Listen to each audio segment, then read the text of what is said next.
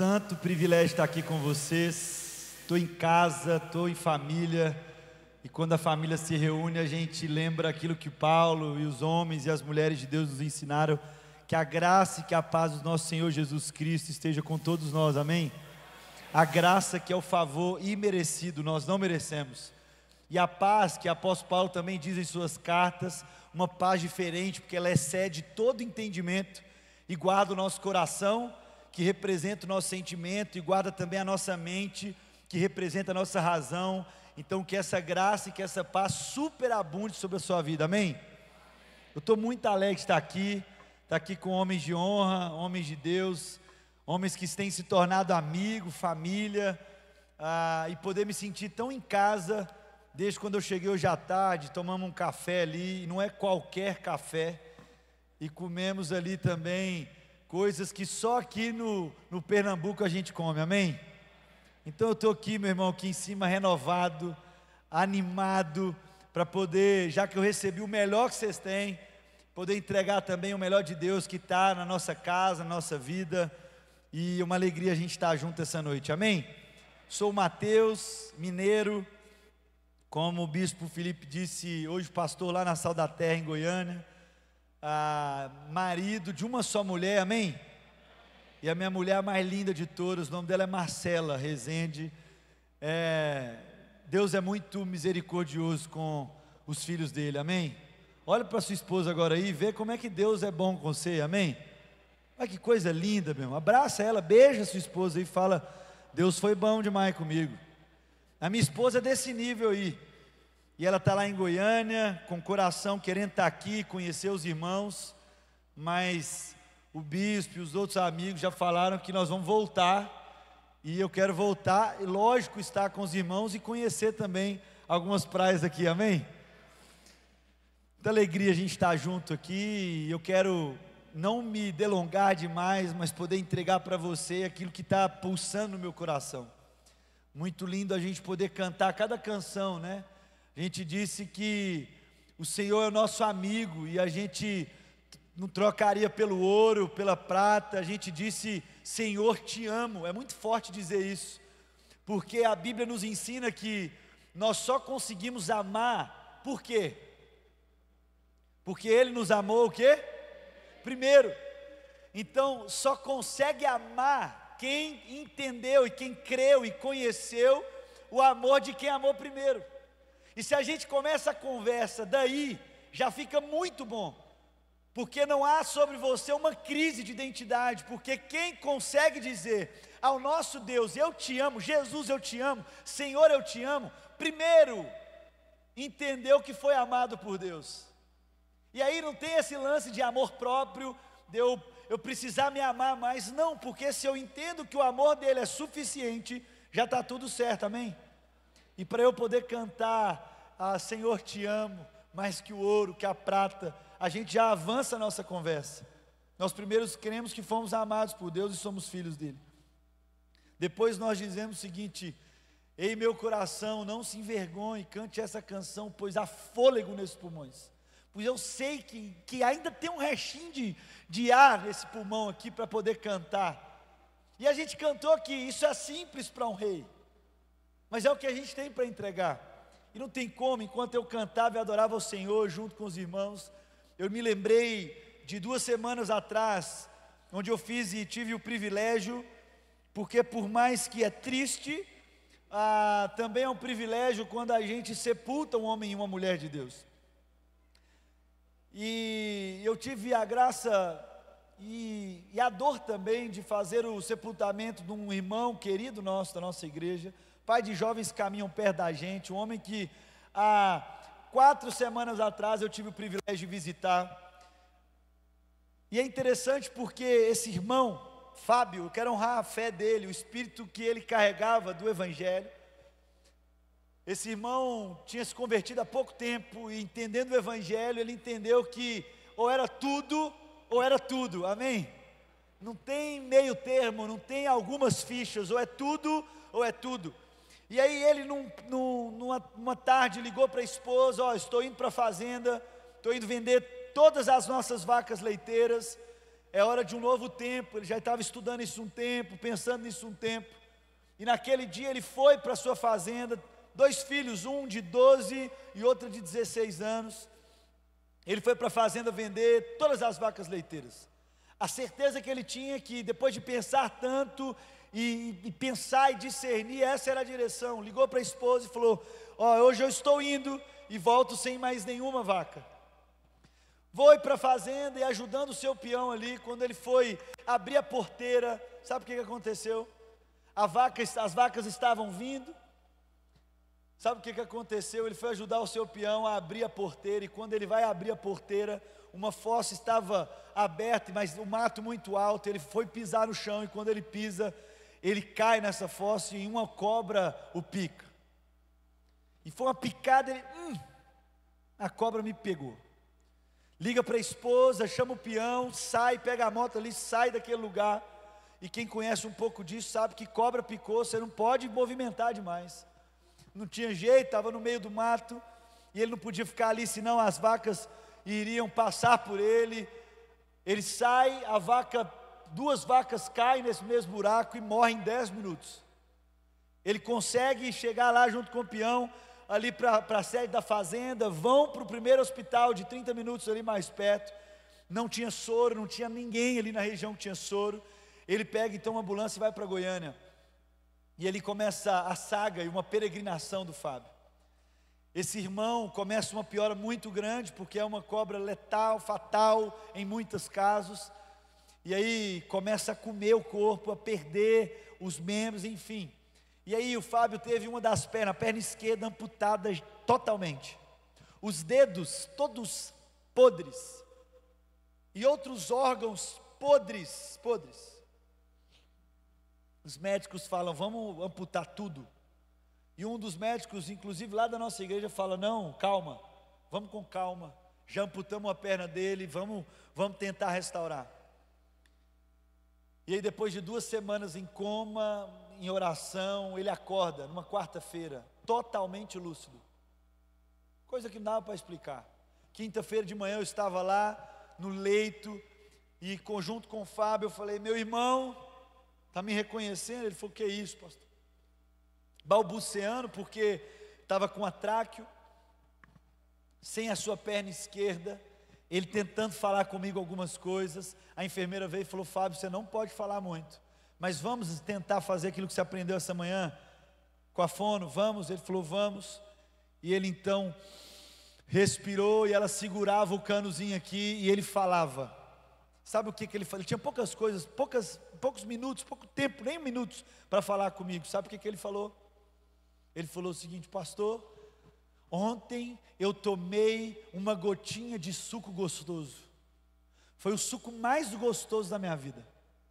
Meu irmão, minha irmã, quando eu ouço isso, no meu espírito é testificado. E eu estava ali compartilhando com ele um texto que está lá em Eclesiastes 7,14, que diz o seguinte: quando o dia for bom, celebra, mas quando o dia for mal, lembre-se, é Deus que fez o dia bom e o dia mal, para que o homem não conheça sobre o seu futuro. A gente compartilhando desse texto e meditando nesse texto, e nessa conversa, a gente conversando sobre isso. Essa é a graça de todo aquele e toda aquela que, mesmo que tenha um restinho no pulmão de ar, tenha consciência de glorificar ao nosso Deus que nos dá o dom da vida. E aquele homem, ele podia fazer alguma pergunta: pastor, por que comigo? Pastor, eu tenho filhos adolescentes, como é que vai ser agora? Pastor, eu estou sem perna. Mas sabe o que acontece? Quando alguém canta: Senhor, eu te amo, é a que primeiro entendeu que foi amado. E quem foi amado por Deus já está numa plataforma de amor que sabe quem é.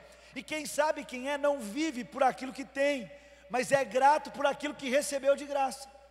Então o olhar dele não era um olhar de que estava faltando uma perna, mas era um coração grato de um homem que podia tomar uma gotinha de suco e falar: foi o suco mais gostoso da minha vida. Porque Deus, o nosso Pai, quer preparar homens e mulheres plenos para olhar não pelo aquilo que falta, mas ser grato por aquilo que recebe. Eu estou lembrando da história desse homem, porque nós cantamos isso. Eu sei que há fôlego nesse pulmão, Então louve. É por isso que quando a comunidade de fé se reúne, essa comunidade que entrega tudo, porque nós não sabemos o dia do amanhã, amém? É por isso que o dia mau vem, porque o Senhor quer ensinar para o seu povo que o dia mau foi Ele que trouxe, para que eu e você não sejamos conhecedores acerca do nosso futuro. E qual é a maior crise que a gente vive? Ou uma das maiores crises que eu e você vivemos? Estamos o tempo inteiro querendo conhecer acerca do nosso futuro. Nos preocupamos demais, ocupados antes da hora demais. E isso vai freando a nossa vida, isso vai freando a nossa caminhada, porque queremos conhecer acerca do amanhã, sendo que o nosso Deus que é Pai, que nós cantamos que amamos, é o Deus de ontem, de hoje e o Deus eternamente. É um Deus de eternidade.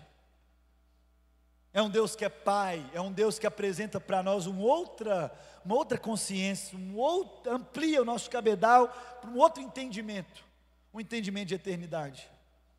Eu quero conversar um pouco com a igreja acerca disso, porque uma das coisas que atrapalha a minha vida, esse quem vos fala, e você, e nós como comunidade, a viver debaixo de uma consciência de eternidade. O que nos freia muito, mas muitas situações, muito do nosso tempo, é aquilo que Jesus vem apontar e prometer que Ele iria tirar, que era o medo. Quantos de nós não paramos no meio do caminho por causa do medo?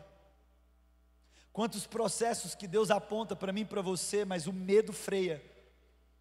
Quantos irmãos e irmãs que pararam no meio do caminho por causa de medo, e o medo paralisa mesmo.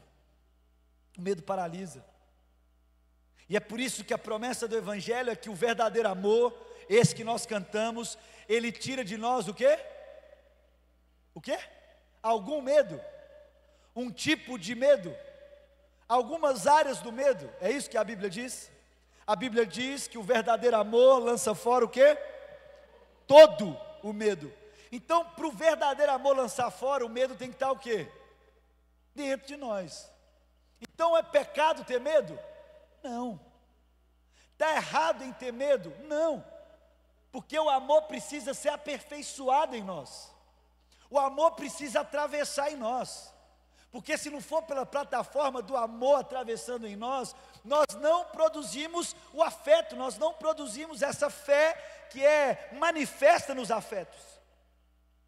Porque aí a gente não consegue nem entender porque o Cordeiro se sacrificou por nós, em nosso favor. Não tem como a gente conversar de medo e não lembrar de homens e mulheres de Deus, que Deus precisou tirar o medo, que Deus precisou lembrar o nome. Se a gente vai para a origem do texto bíblico, a gente vai ver um homem que Deus escolhe.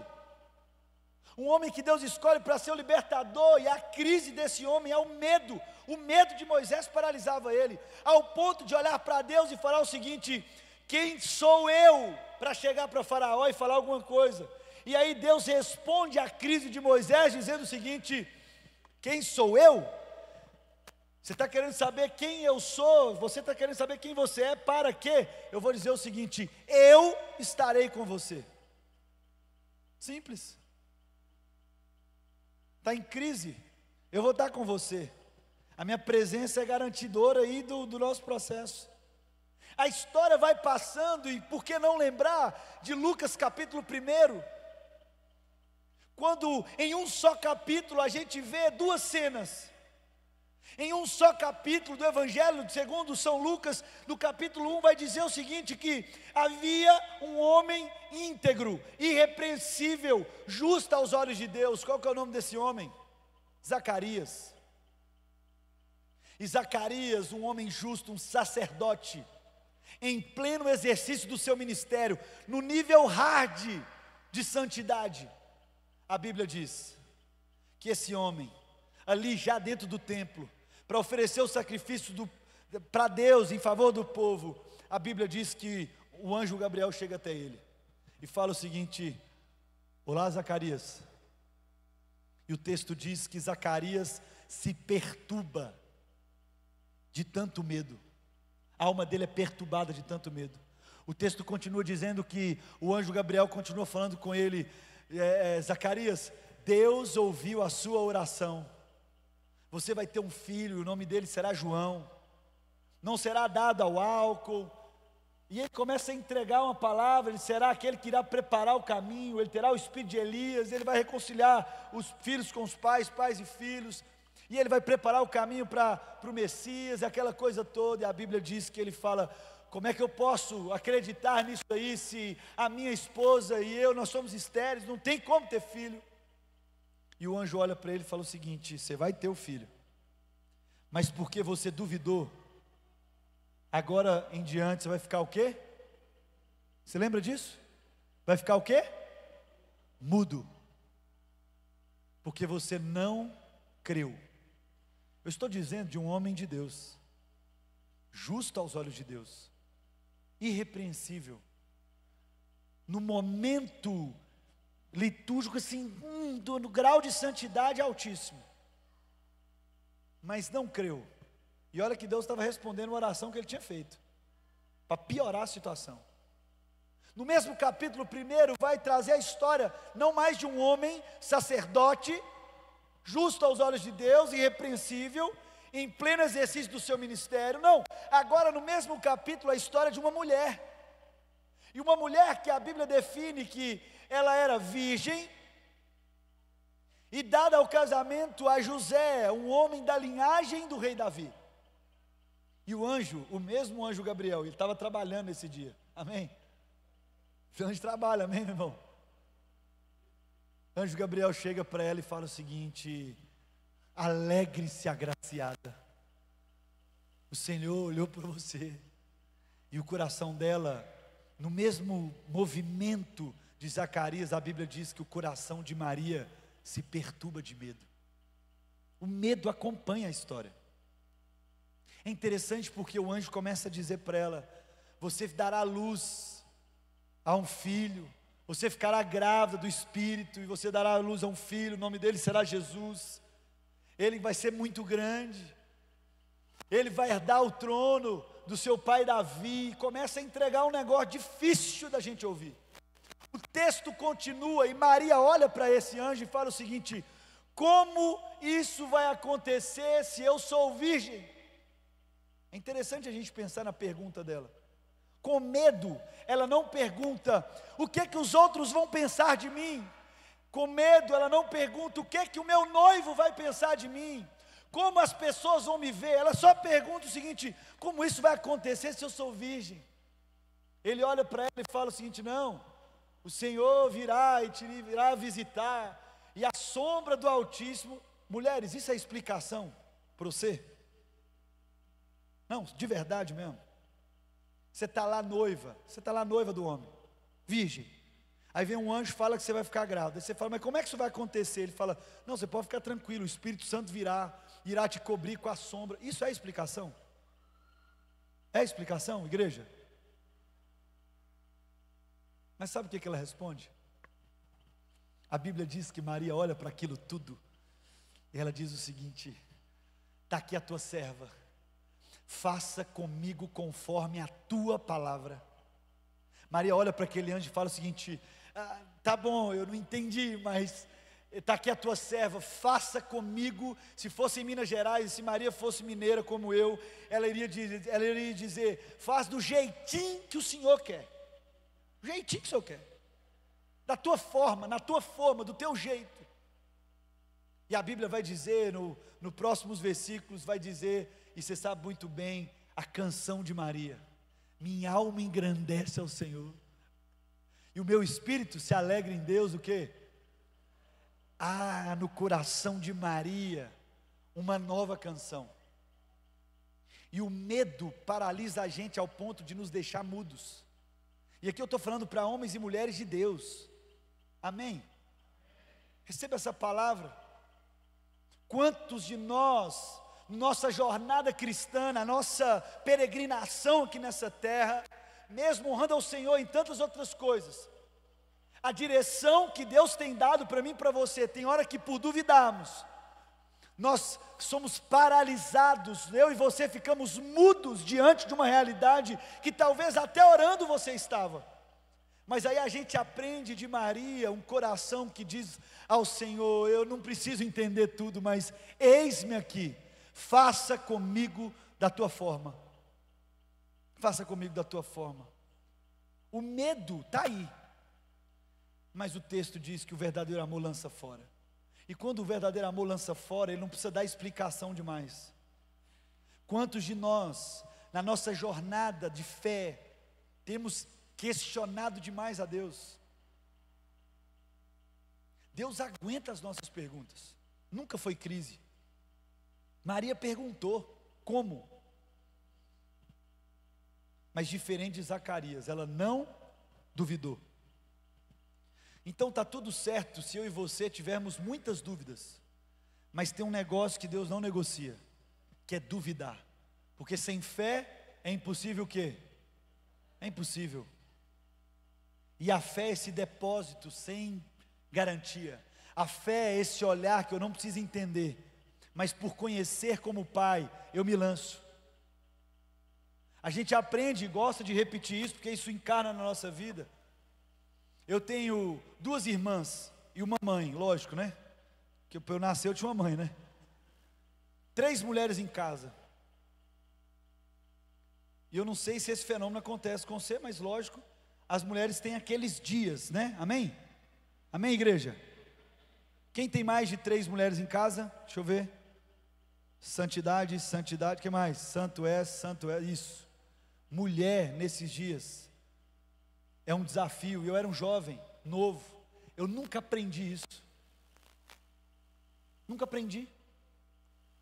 Eu achava que a minha irmã estava sendo chato pela encarnação de uma outra coisa que eu não quero citar aqui em cima. Não aprendi. Mas foi no meu processo de casamento que eu também não aprendi até hoje a encarar algumas coisas, mas nos votos do meu casamento eu pude escrever isso porque é do meu coração.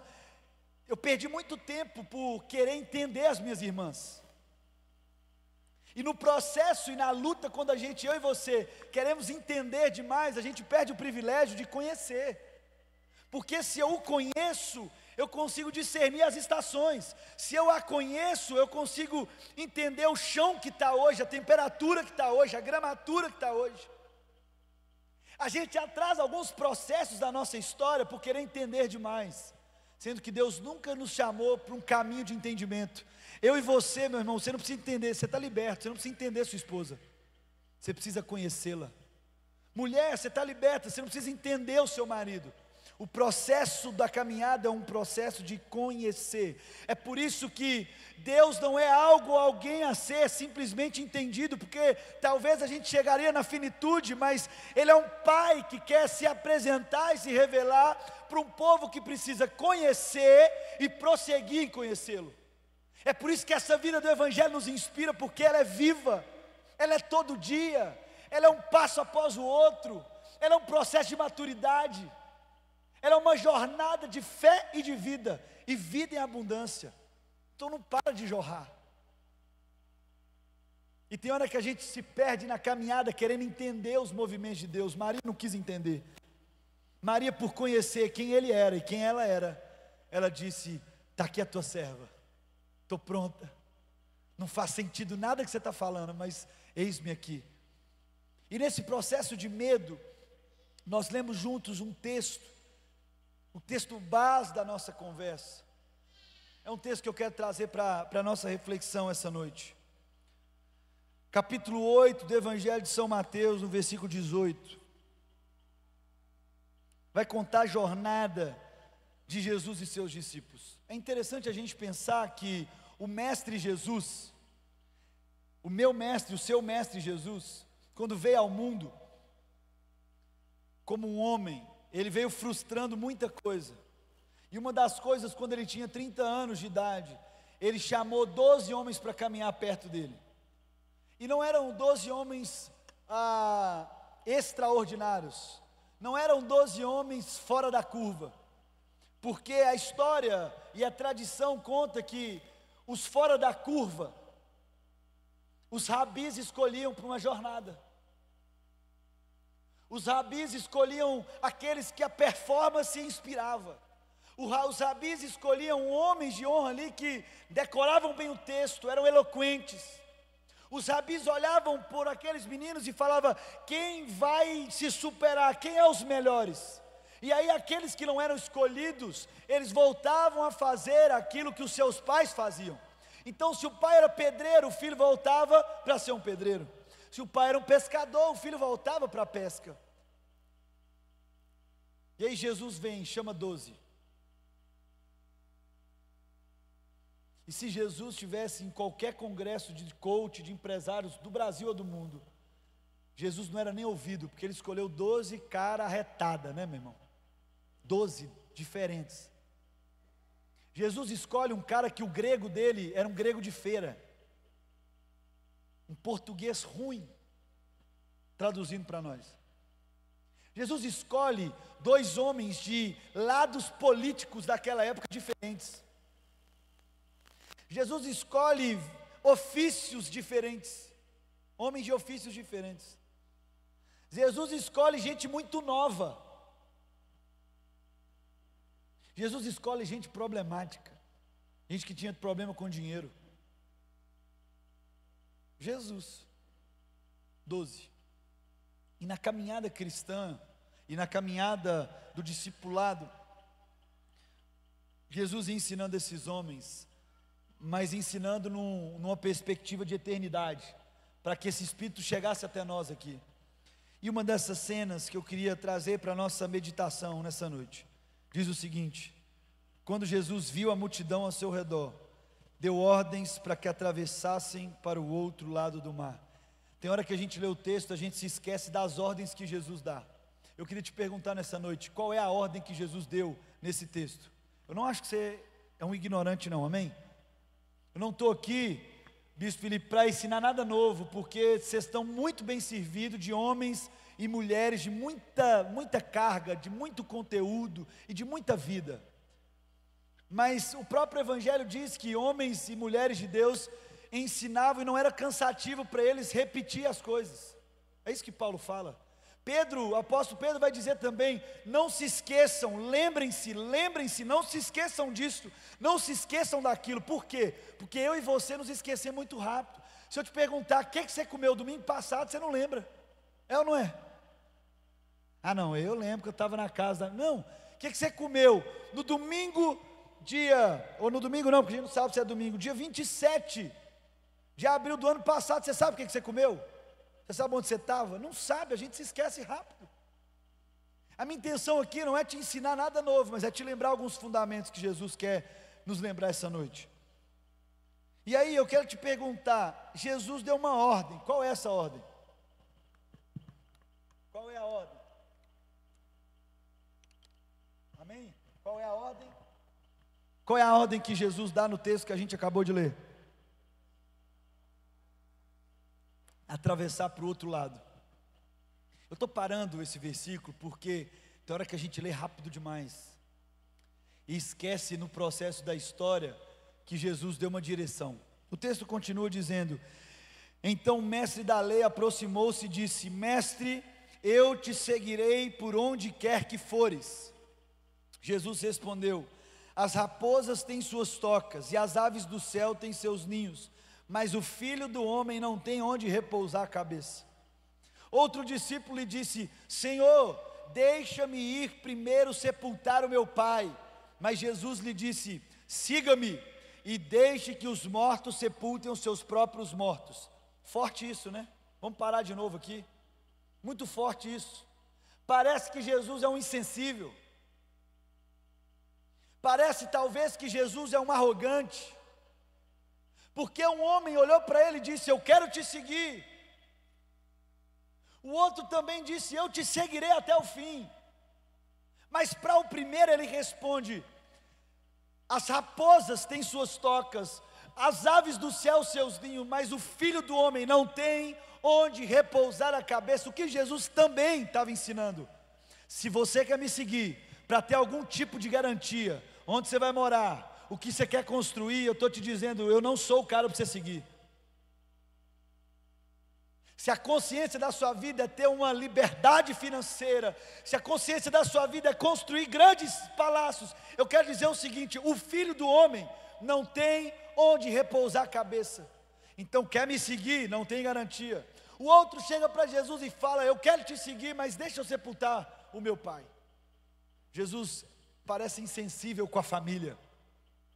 Mas como assim? Jesus, o Filho do Homem que veio reunir os filhos para dizer que tinha um pai. O que Jesus também queria ensinar com isso, meu irmão e minha irmã? Jesus estava olhando para aquele jovem, para nós aqui nessa noite, dizendo o seguinte: eu sei o que você está falando, eu sei do que você está conversando comigo. Quando os pais morrem, o que deixa para os seus filhos? Dívida, às vezes, não é? Mas deixa um bocado de roupa, é herança. Jesus estava olhando para aquele jovem falando o seguinte: eu entendi o que você falou comigo, mas para caminhar comigo, você não pode ir atrás das garantias, da herança. Eu entendi, porque tem hora que a gente quer garantir a nossa herança, porque já que Deus é um pai de amor e tem muitos filhos, a gente fala: deixa eu garantir o meu, porque vai que o meu pai, que tem muitos filhos, se esquece de mim num dia, aí tem minha reserva. Jesus está dizendo: esse tipo de gente não são os meus seguidores, mas me segue, e deixe que os mortos sepultem os mortos. Mas a história não acaba aí. 2 tipos de discípulo até aí. Agora nós vamos para o terceiro tipo de discípulo, e último, que diz o seguinte: entrando ele no barco, seus discípulos o seguiram. De repente, uma violenta tempestade abateu-se sobre o mar, de forma que as ondas inundavam o barco. Jesus, porém, o quê? Dormia. Os discípulos foram acordá-lo, clamando, gritando em alta voz: Senhor, salva-nos, vamos morrer. Meu irmão, minha irmã, a gente é astuto demais. Nós, como discípulos desse Jesus, a gente é audacioso demais.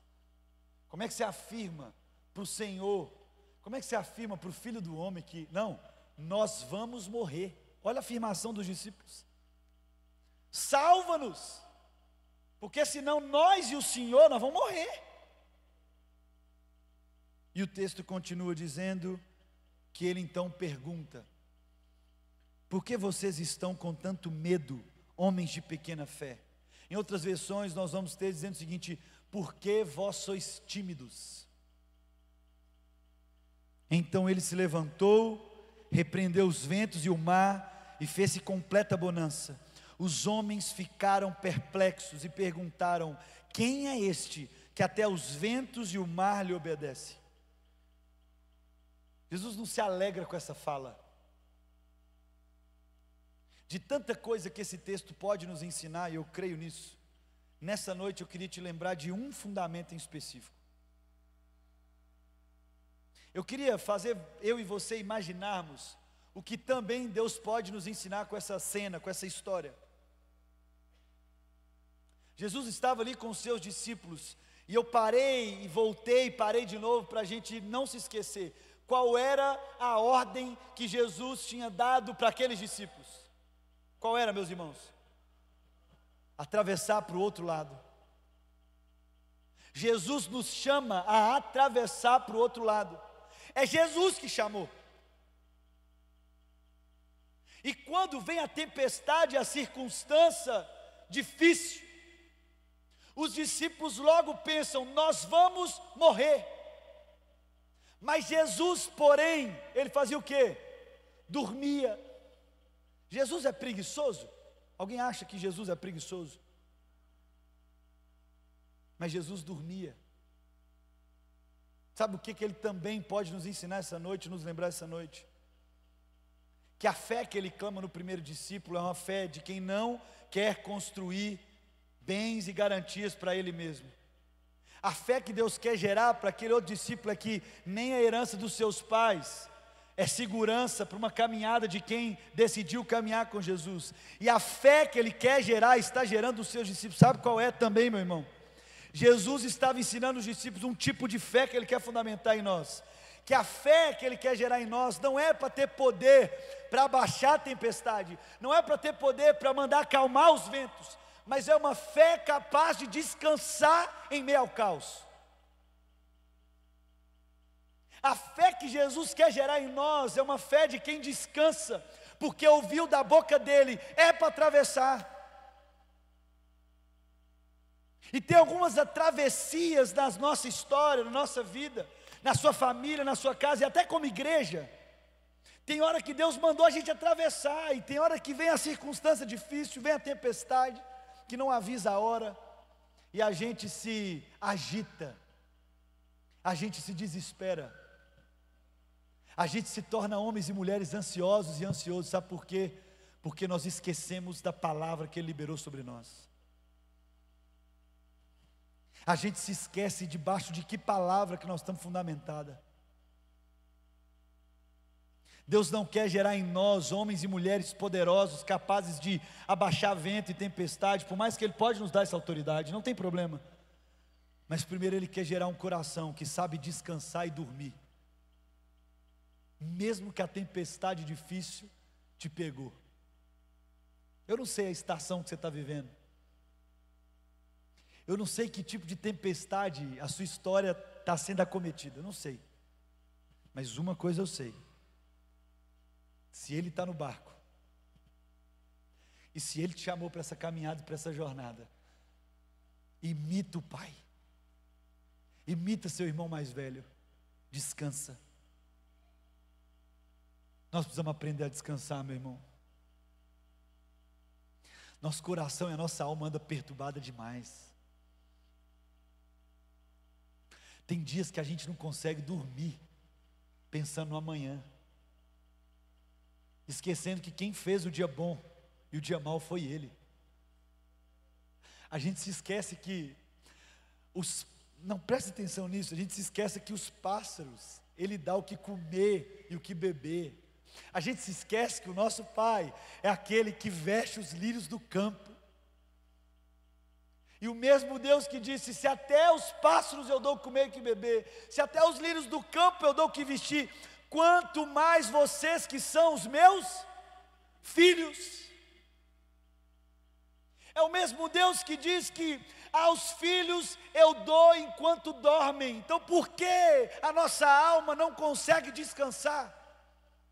Se o nosso Pai entrega para os seus filhos enquanto nós dormimos, por que que a nossa alma não desliga? Porque a gente passa noites e noites ocupados antes da hora de uma coisa que nem vai acontecer. Sabe por quê? Nos perdemos no fundamento do amor. Cantamos Jesus te amamos, mas esquecemos quem nos amou primeiro. E o amor primeiro foi amor de um pai. Um pai que ama os seus filhos. Um pai que quer gerar no meu coração, no seu coração, uma fé capaz de descansar. Mas para isso, o verdadeiro amor precisa lançar fora todo o medo. E talvez você veja essa noite com alguns medos. Algumas coisas ainda te travam. Algumas coisas travam alguns processos da sua história. E o Senhor nessa noite te lembra: entrega, larga, descansa. Alguns capítulos depois, no Evangelho de Mateus, está Jesus indo para um momento de angústia. A Bíblia diz que Jesus chega a suar sangue. Você lembra disso? Jesus sobe ao monte, Ele fala com os seus assim: fiquem aqui, você e você, vem comigo. Ele chama os mais íntimos, e com os mais íntimos Ele diz o seguinte: fica aqui, agora eu vou orar, mas eu peço algo para você. Você lembra o que Jesus pediu? Fiquem acordados.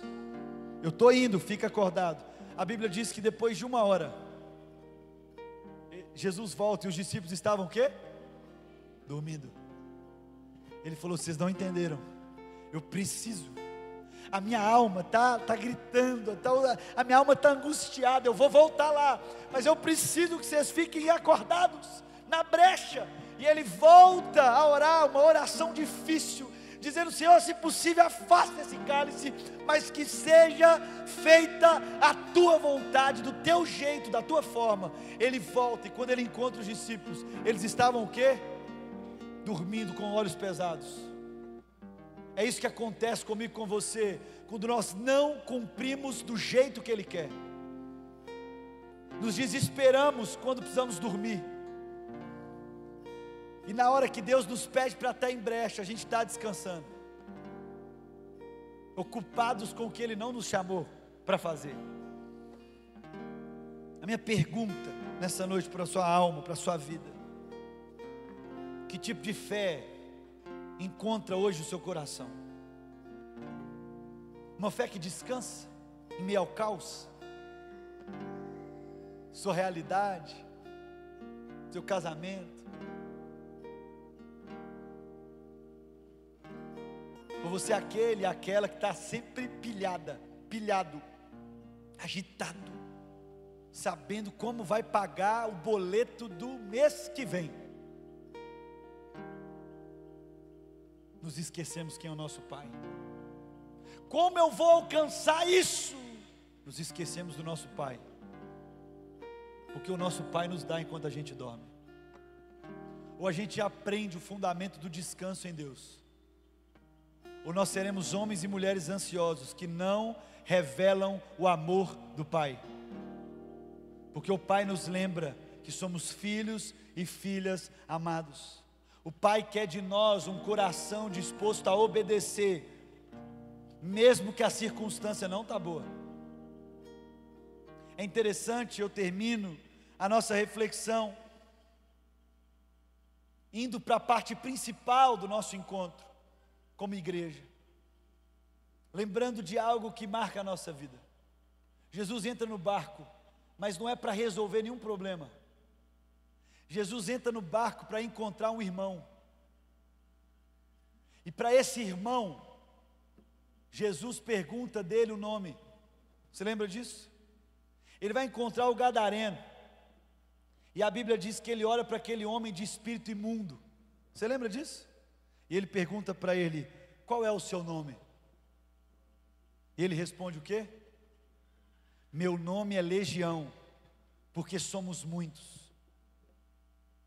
Jesus também estava ensinando para os seus discípulos, dizendo: está vendo?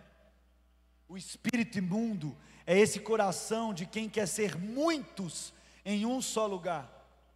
Mas ele nos ensinou com a vida dele que o espírito que é santo é outra lógica, é outros 500, como diria o outro. O espírito que é santo quer ser um, espalhado em todos os lugares. Essa é a certeza que somos família. Essa é a certeza da unidade da igreja. É quando eu encontro vocês como família e reconheço como irmão, dizendo: é um só espírito, espalhado pelo mundo. Não é a ânsia de querer reunir muitos em um só lugar, como alguém ansioso querendo resolver o problema da humanidade, não, mas é um povo carregado de um espírito que é santo, que Deus vai gerando uma unidade de espírito. Mas como que gera uma unidade de espírito? Quando eu e você assumimos o nosso lugar de filhos, que o Pai cuida, que o Pai direciona. Toda travessia é para encontrar um irmão. Todo movimento é para a gente encontrar um irmão. É por isso que esse lugar da mesa como um elemento principal, é por isso que vocês inspiram muito, porque em todos os encontros é lembrado que o vinho, o pão, a Eucaristia, mas a mesa como a centralidade do lugar que Jesus nos ensinou.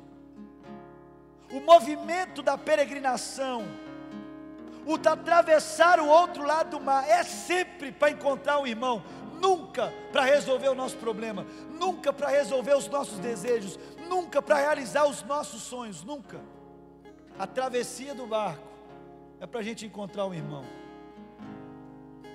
para a gente sentar junto e nos reconhecermos como família. Sabe por quê? Porque quem chama Deus de Pai não pode ficar escolhendo quem é irmão e quem não é irmão, amém? Quem sabe essa tempestade que você está enfrentando É uma travessia que Deus te chamou para encontrar alguém, para alcançar alguém, um tipo de gente. E nessa noite Ele está te renovando aí no seu lugar, renovando seu coração, sua alma, para falar: descansa, aprende a dormir, para de perder as noites, você é filho de Deus. Não como um preguiçoso, mas como um filho que descansa. Eu queria orar nesse momento, eu queria te convidar a fechar os seus olhos e a fazer a sua oração. E depois da sua oração eu quero fazer uma oração que seja nossa, coletiva. E se você crê como família, no fim da minha oração eu queria que você dissesse amém, ou que você simplesmente ficasse em silêncio. Mas agora é a sua oração. Confesse ao Senhor tantas vezes que a ansiedade ocupou um lugar que Ele nunca pediu. Confesse ao Senhor quantas noites mal dormidas, porque você não confiou. Confesse ao Senhor algumas conversas e perguntas que Ele fez para você, que você duvidou e você tem andado mudo ou muda. Mas o Senhor nessa noite quer renovar o seu coração e para te dar uma nova canção, um novo cântico. É Ele que prometeu que do interior fluiria um rio de água viva, que da sua alma, dentro de você, sairia um rio de água viva. Há uma nova canção para todo aquele que crê. E tem coisas que parecem muito loucas, mas o Senhor te entregou, ou está te entregando. Ele te chama agora para uma entrega total. Não é para todos, mas se você crer, você fala aí com o Senhor: eis-me aqui, eis aqui os teus filhos, a tua filha, faça comigo da tua forma.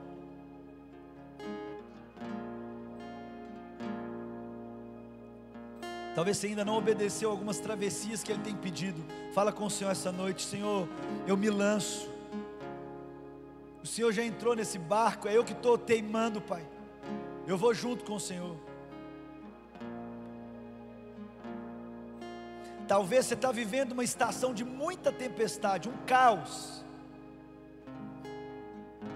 Tem tempo que você está clamando: me salva, Deus, você não está me ouvindo. E nessa noite o Senhor fala: vem dormir comigo. Nessa noite o Senhor te chama: você está vendo que eu estou dormindo? Vem dormir comigo. Descansa, porque foi a minha palavra, foi da minha boca, da mesma boca, ou dos mesmos criadores que disse: haja luz, e houve luz. Da mesma boca que lembrou Jó, onde você estava, Jó, quando eu criei o universo. É do mesmo Espírito que diz: atravessemos para o outro lado do mar. Nessa noite Deus te lembra de algumas travessias, mas você precisa aprender a descansar, uma fé que descansa. Gera isso em nós, Pai. Pede isso ao Senhor também na sua oração.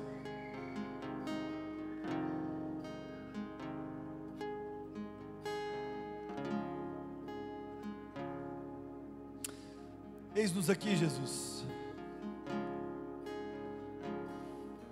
Obrigado porque o Senhor se revela na simplicidade, como cantamos essa noite. A gente sabe que tudo que a gente faz aqui é simples para um rei, mas é o que nós temos para te oferecer, o nosso coração. Essa noite nós queremos te pedir perdão por tantas vezes que a ansiedade se fez presente na história de um filho. É como se negássemos ao Senhor, é como se não reconhecermos a sua paternidade sobre nós. Perdoa, Senhor. Perdoa por tanta vez estar ligado quando simplesmente precisávamos descansar. Perdoa por muitas vezes o Senhor nos chamar para a brecha, atentos, não distraídos, mas por nossos olhos estar tão cansados, porque trabalhamos em coisas que o Senhor não nos chamou para trabalhar, e aí a gente quer dormir, enquanto era hora de ficar acordado. Nos perdoe, Jesus. Nos perdoe por quantos momentos da nossa vida cristã há em nossa boca mudez, mudos. Não flui de nós uma palavra, mas nós clamamos: Santo Espírito, nós queremos cantar uma nova canção. Nos dê um coração de Maria, mesmo não entendendo, ao te conhecer, nos lançarmos para ser da forma que o Senhor quer, do jeito que o Senhor quer. Jesus, nós queremos dizer para o Senhor essa noite, nós não queremos as nossas garantias, nós só queremos te seguir. Nós não queremos as nossas garantias, Jesus, nós só queremos te seguir. Nos dê uma fé que descansa, Jesus. Nós queremos ser atravessados por essa mensagem de esperança, em que agora nós não somos mais escravos, nós estamos livres, e como homens e mulheres livres, nós somos e temos o privilégio de ser chamados filhos do Senhor, filhos teus, e o Senhor nos dá infinitamente mais do que pensamos. Mas tire de nós todo pensamento de pobreza, de escravo. Nós queremos só te seguir, Jesus. Perdoa os teus discípulos aqui que têm falhado em coisas que o Senhor já revelou. Nos perdoe por duvidar da tua palavra que diz: vamos, entrega, avança. Perdoa, Senhor, mas é isso que nós queremos. É isso que nós temos, Jesus. Nós queremos te seguir. Nós queremos aprender do Senhor, Pai. Nos dê um coração mais humilde, simples, manso, que não vive por aquilo que vê, nem sente, mas é convicto na certeza daquilo que o Senhor já revelou. Fé em fé, glória em glória. Em nome de Jesus que nós oramos. Receba o nosso coração, receba o nosso desejo de te conhecer no mais profundo. Receba de nós a oração que diz: Abba, Pai, me ensine a ter uma fé que descansa. Abba, Pai, revela o irmão que a travessia aponta. E eis-me aqui, faça comigo conforme a tua palavra. Faz do jeitinho que o Senhor quer. Essa é a nossa oração, em nome de Jesus. Tudo que tenho é teu, Cristo. Tudo que sou é teu, Filho. Minha casa, meu dinheiro, meu destino por inteiro, tudo é teu.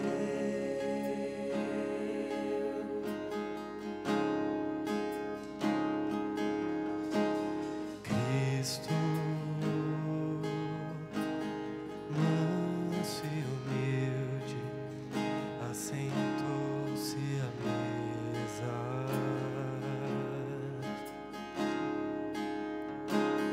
Filho de Deus se encarnou e assentou-se à mesa.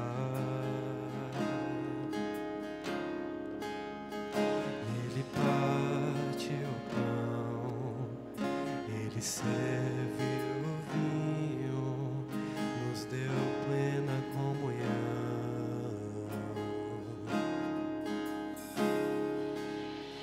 E o véu se rasgou, fez um vivo caminho, temos plena comunhão.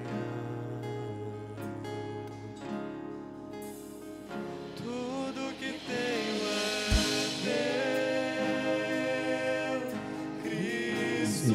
Antes da gente continuar, desculpa, mas quando vocês cantam essa canção, nós vamos continuar cantando essa canção, mas nós cantamos algo que você precisa pulsar da sua alma. Nós cantamos que o véu foi rasgado, é isso mesmo? Na tradição judaica, é interessante a gente entender e ser lembrado disso. A Bíblia diz que quando houve o último suspiro, barulho no céu, o véu se rasgou. De onde? Como é que o véu se rasga? de cima para baixo, e essa é uma questão que talvez a gente não entende muito bem, por que de cima para baixo? Mas quando nós conhecemos a história, a gente percebe que na tradição judaica, Jesus como um judeu, um pai quando ouve que o filho primogênito morreu, sabe o que o pai faz? Ele pega as suas vestes, ele rasga de cima para baixo. Quando nós cantamos que o véu rasgou, nós estamos dizendo uma verdade que libertou a nossa vida. João 3,16 vai dizer que porque Deus amou o mundo de uma maneira tão grande, que Ele enviou o seu Filho único, agora não é mais único. Quando nós cantamos que o véu foi rasgado, nós estamos cantando de uma realidade onde Deus deixa agora o lugar de Jesus como único, para ser o quê? Primogênito, primeiro de muitos irmãos. Está aí a paternidade, está aí a filiação do nosso Deus. Quando Ele rasga o véu, Ele está dizendo para a humanidade: o meu primeiro morreu, e agora nu, diante da humanidade, Ele diz: agora tem muitos filhos para adotar. Quando eu quero voltar no início da canção, para você cantar com esse entendimento, crendo nesse Deus que é Pai, crendo na filiação, e agora como filhos e filhas de Deus, descansando com esse coração, amém? Vamos cantar juntos essa canção, com todo o nosso coração, em nome de Jesus. Vamos ficar de pé. Cristo, manso e humilde, assentou-se à mesa. O Filho de Deus se encarnou e assentou-se à mesa. Ele parte o pão, Ele serve o vinho, nos deu plena comunhão. E o véu se rasgou, fez um vivo caminho, nos demos plena comunhão. Tudo que tenho é teu, Cristo, tudo que sou é teu, Filho, minha casa, meu dinheiro, meu destino por inteiro, tudo é teu. Vamos declarar que tudo é dele mais uma vez. Tudo que tenho é teu, Cristo, tudo que sou é teu, Filho, minha casa, meu dinheiro, meu destino por inteiro, tudo é teu.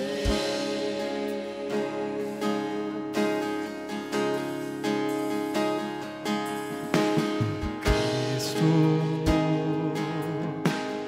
manso e humilde,